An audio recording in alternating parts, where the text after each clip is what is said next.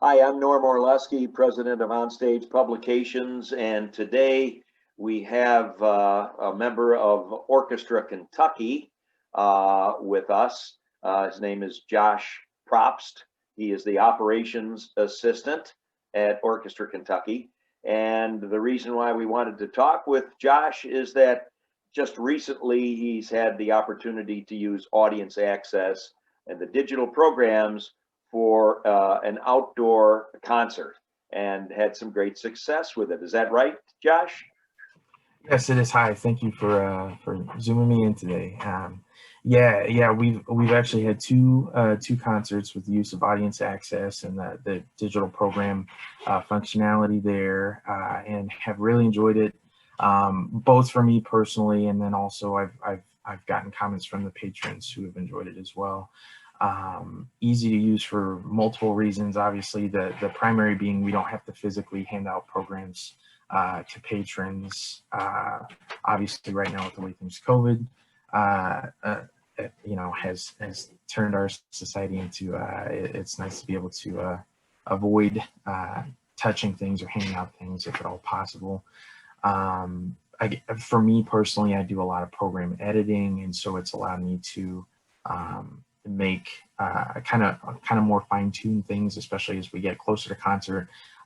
There's a donor list that comes in kind of closer to time, and so it's nice to be able to slot that in at the end, make as many adjustments as we can, and then also if there's any just last second program changes or changes with bios or anything like that, I can make that as well, and I don't have to bother you all about it. So it makes it a little easier in that regard as well. So and then also we for us.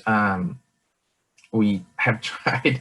I've tried to get events set up on Facebook to get the program out, but I just haven't gotten those set up. What we have done, a lot of our patrons prefer email to social media, and so what we have done for the last two concerts is we blasted out directions to access the program via everybody's phone, so they don't have to go on computer or anything like that. What you do is you just text any keyword, but the word that we had in there was program.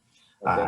Number that we're provided with, and patrons can pull the program up on their phone, as well as a menu that whatever the organization wants, you can add in there. We have something set up similar to our website that we can patrons can have access to as well. So it's another thing that I think is really nice is it's really simple to access it. And I think at the last concert, we didn't at the first one because we had assistants helping out our patrons access the program. But at the last concert, we just had an announcement beforehand saying, text program to this number and pull up the program. And again, it seemed to work really smoothly. It just took, a minute to announce it beforehand. And again, it's a positive feedback all around. So. Great. Let me ask, these first two concerts, were they paid concerts or were they free? They were paid. They were general admission outdoors at I guess a natural amphitheater, if you will. It's just kind of a field with a bowl and a stage. Okay. So plenty of room to space out, limited seating as well. And so we charged a price, but it's a little bit reduced compared to our normal median ticket price. So. Sure. Of course, one of the benefits that everybody that comes through the gate with a paid performance or whatever, many of them will be your season ticket holders, your subscribers, but also you're going to get a lot of those people that are one time, and particularly with an outside event. And so the capability of collecting a cell phone number from everyone, it could be beneficial, I would think, when you go to sorting out those phone numbers and looking for subscribers for the upcoming season. You probably harvested a lot of people that have never really set foot in the normal venue. Is that correct? Yes, it is. And yeah, you brought up a good point. Most of our I guess patrons who have attended the concerts up until now have been subscribers, but we did have a surprising amount of the single ticket holders that attended both. I think, again, because of the way our season was to begin with, as far as unsure of where we were going to have events, if we were going to have events, what the restrictions would be, etc. We figured primary attendance was going to come from our subscribers, people who had, bought in, if you will, to tickets back in January, February. But I think a lot of people enjoyed the idea of, having music, live music outdoors, where you can space out. And so we did have a surprising number of single ticket buyers attend. And again, positive feedback from everybody all around. And I think everybody had a good time and enjoyed, again, the easy access to the digital program on the phone. So, well, that's wonderful. Did you or do you plan to? I guess you're going to have one more concert like this, one more outdoor concert. Had you used any of the other capabilities?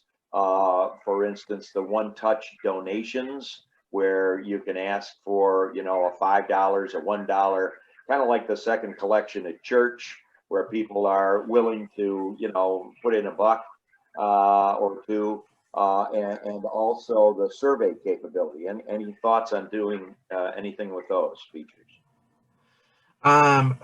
Definitely been thoughts about them. I think for the first couple, it was primarily just trying to make sure the concerts happened. Right. They happened effectively. It's just a lot of moving parts happening in a venue we're not normally used to, and weather played a big part. The first concert that we actually just had this last Saturday was supposed to happen a month and a half ago, got canceled due to leftovers from Hurricane Laura. So a lot of moving parts, but obviously we'd like to utilize the one-touch donation capability. And I do think that would be something, again, I need to talk to my supervisors. I think that would be something we could try implementing for this upcoming concert. And I think also that it'd be something that would be really easy to announce ahead of time if it didn't go out in an email or a post or anything like that. But again, just offering that option, I think people would be on board with that. And then remind me, what was the other thing you had asked about as well? Well, the surveys. Yes. Yeah. And again, we haven't made use of yet, but we might coming up, because I believe I had mentioned to you beforehand, but our next concert after this next outdoor one is going to be indoors. We're going to have an option of 2 or 3 different days, and so we'll need to be contacting our patrons. Actually, we are in the process of doing so right now, and so I think a survey. Again, as part of this audience access, I think would be a great idea for making that happen.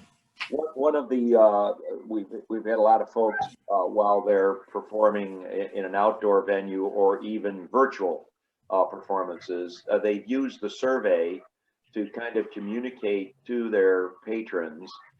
This is our plan for going back to live performing. These are what we're going to be. These are the things we're going to be doing, along with the CDC guidelines and things like that. Is there anything else that you would like to see? And asking some questions like that of the patrons, so that there's kind of a give and take, and they feel that they're participating in helping you get back to live performing. So that's a thought, anyways. Sure. And I think also, as we move back toward indoor concerts, especially you had just talked about asking them what they'd like to see. I think that would be a great time to do that, just because the venue is going to be different, seating is going to look different, pricing on tickets is going to be different. That would be a great way to kind of round up all of that, round up all of their opinions, I guess. Go from there. Yeah.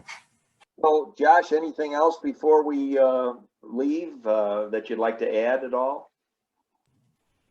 I mean, honestly, I talked about the ability to edit easily, and again, the fact that we kind of made our, I guess, home menu, if you will, look like our website. I like that ability.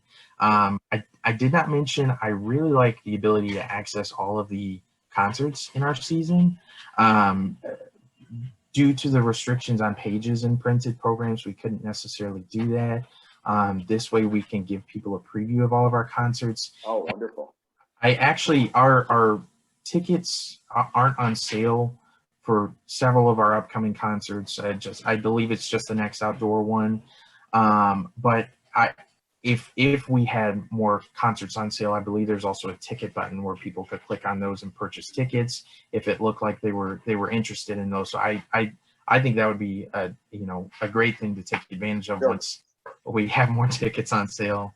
And then also I like that you all are continually adapting things and changing things, not just based of what I want, but based off of what you all see and based off of what other organizations are asking for. And I really like that. It's cool to log in and see little tweaks that are always improving the look and the use of the program. So yeah, I obviously like the platform, and I'm excited to see how we can continue to use it. So It sounds like you're a big fan, Josh, and yeah, we a little certainly bit. appreciate your input, and we certainly appreciate the relationship with Orchestra Kentucky. And I want to thank you very much for taking the time to share that with us today. Thank you all for everything you've done. Appreciate All it. right, take care.